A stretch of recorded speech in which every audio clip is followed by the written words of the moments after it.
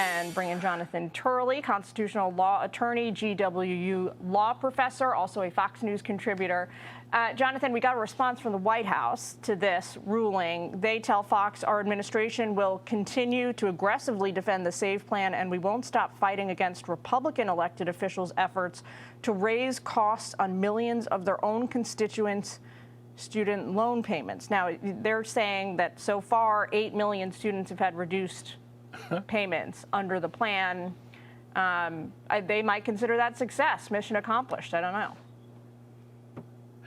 Well, I thought that the first posting that you read was particularly telling, where you have Vice President Harris saying that I have forgiven billions of dollars. That's the problem. That's why they had to come up with a new way of doing this.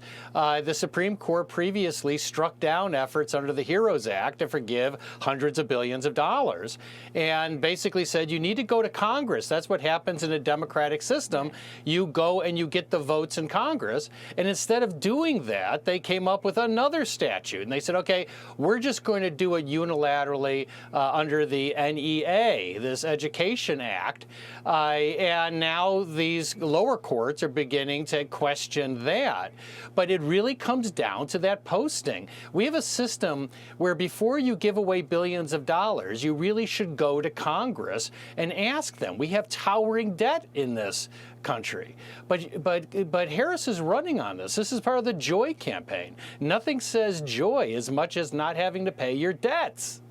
So it is not entirely unusual to see presidents try and use their executive power to kind of do congressional workarounds. But I think, correct me if I'm wrong, it is pretty unusual to see them go through multiple rounds with the same policy-driven ideas to try and push it through, as we are seeing now. Yeah, and you know, I've been critical of both Republican and Democratic presidents for circumventing Congress, because that's not how our system ideally works.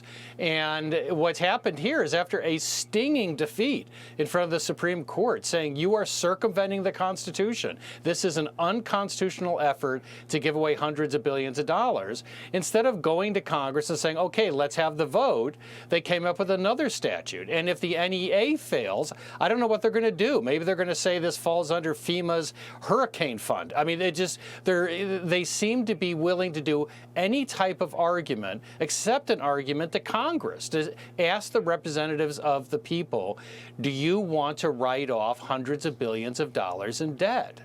Yeah, the CBP revised their estimate and now says that the whole thing, if implemented, would cost taxpayers $393 billion. So it's quite a lot of money. Jonathan, we have to leave it there, but thank you so much for taking time with us. In my world, it's real money. I don't know about yours. Thanks. Hey, Sean Hannity here. Hey, click here to subscribe to Fox News YouTube page and catch our hottest interviews and most compelling analysis. You will not get it anywhere else.